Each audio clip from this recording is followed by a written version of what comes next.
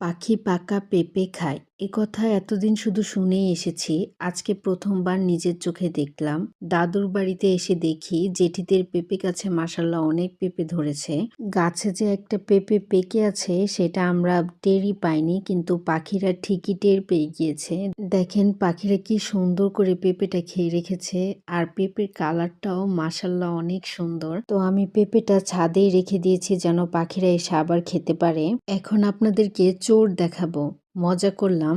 আসলেই এই বসন্ত বড়ি পাখিটাই পেঁপেটা খেয়েছে। দেখেন কিভাবে পেঁপেটা খুঁজতেছে। নিচে যে রেখেছি সে এটা দেখতেছে না, কিন্তু আশেপাশেও খুঁজতেছে যে পেঁপেটা কোথায় গেল।